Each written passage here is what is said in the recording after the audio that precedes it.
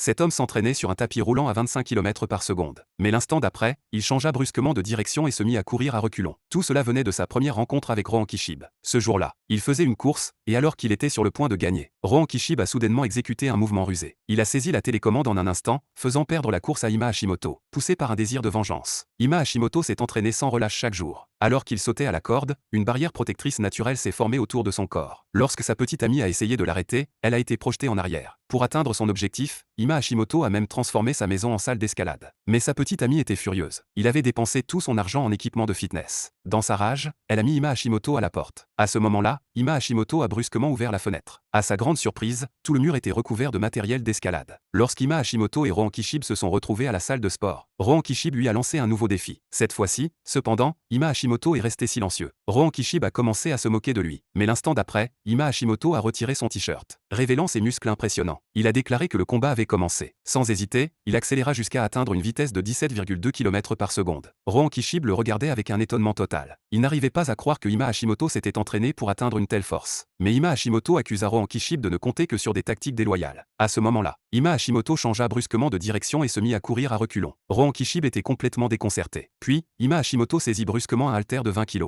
Il le lança de toutes ses forces contre la vitre derrière lui. Rohan Kishib regardait avec terreur. Il comprit que Ima Hashimoto ne se livrait clairement pas à une simple course. Voyant cela, Rohan Kishib chercha à mettre fin prématurément au concours. Cependant, juste au moment où Rohan Kishib s'apprêtait à saisir la télécommande, Ima Hashimoto apparut brusquement devant lui en claquant des doigts. Il déclara qu'ils avaient besoin d'un combat équitable. En entendant cela, Rohan Kishib accéléra le rythme. Les deux hommes se lancèrent dans une course intense. Le premier à atteindre 25 km par seconde s'emparait de la télécommande pour arrêter le tapis roulant. Lorsque leur vitesse atteignit 24,5 km par seconde, leurs corps atteignirent leurs limites. Leurs visages se déformèrent sous l'effet de la douleur. Lorsqu'ils atteignirent simultanément 25 km par seconde, ils se précipitèrent tous les deux vers l'avant. Mais Ima Hashimoto fut plus rapide d'une fraction de seconde et s'empara de la télécommande. Cependant, au moment où il appuya sur le bouton, c'est le tapis roulant de Rohan Kishib qui s'est arrêté. Ima Hashimoto, quant à lui, a été éjecté et a fait une chute vertigineuse depuis le gratte-ciel. À cet instant précis, Rohan Kishib avait activé son pouvoir stand, Even Esget, réécrivant ainsi les souvenirs de Ima Hashimoto.